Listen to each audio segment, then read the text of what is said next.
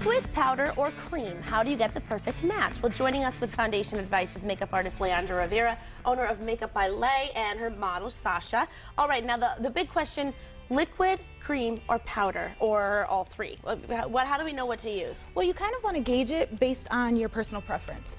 If you feel like you have a little more to cover up, then you would want something that's full coverage, which is usually the cream base because it's thicker. It fills in any indentations or anything that you may want to fill in. Okay. Now the liquid, it has less coverage, but it does, if you like, you can apply it a little heavier to get a fuller coverage, but you want to usually wear the least bit amount of makeup. So liquid and cream are different. Yes. Okay, so this cream one is The liquid, as you more can coverage. see, is, of course, is very liquid. liquidy. You could kind of pour it out, yep.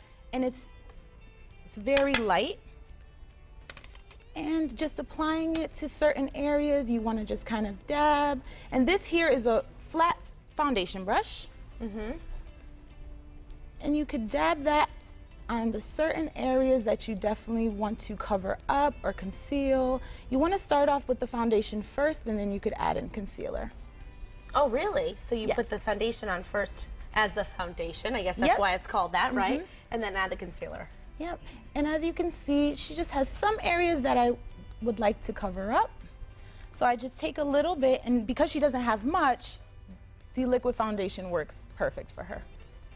And obviously, you're going to want to think about the type of coverage depending on what you're doing that day. So if you're going to Definitely. the beach, of course, you're not going to want to put on liquid foundation. But if you're going to an evening out, so it depends on where you're going for what kind of makeup you're going to use. Yes, definitely. Like for instance, on the less coverage end of the scale, you could do like a tinted moisturizer. Then after the tinted moisturizer, it would be the liquid makeup. And then if you want more of a matte finish, you could also apply a powder that will kind of mattify the foundation that you have on your face. Yeah, like I know I tend to get kind of shiny, so I would Yes. want to maybe use that on top of it. Yes. All right, now let's talk, you talked about the liquid, less coverage than the cream. What is the cream like in terms of application? Cream usually is used by most makeup artists because it does have a full coverage effect. So if you're, depending on what job you're doing, you may need more coverage than others. So most professional makeup artists will use cream, but it is harder to blend at times.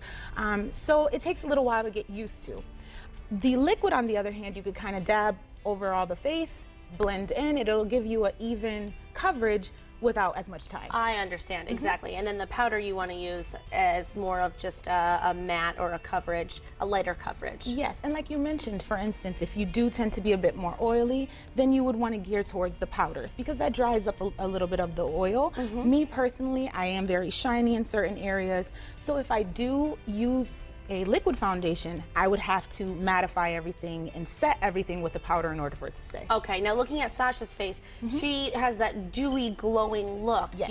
Would you use powder on her? Because it looks like she just has a healthy glow. Well, yes, on her skin really isn't problematic, so the oil, I'm sorry, not the oil, the liquid foundation isn't bad for her. I'd probably just mattify and powder and set the areas that get creasing under the eyes, smile lines, and around the mouth, and areas that usually get creasing, so you don't have any lines or issues with the foundation Yeah, coverage. it looks great. Okay, good. So now we also want to think about, we're almost out of time, but we also want to think about the color. Obviously, Yes. you know, you might be a little bit more tan in the summertime, you're outside more, so you may not want to use the same shade that you use during the winter. Yes. How could you, instead of buying a whole new foundation, how can you take what you have and make it work for you during the warmer weather? Well, I always say if you want to check your foundation and make sure it's a decent color, you always want to check on your chest. And I could show an example of that.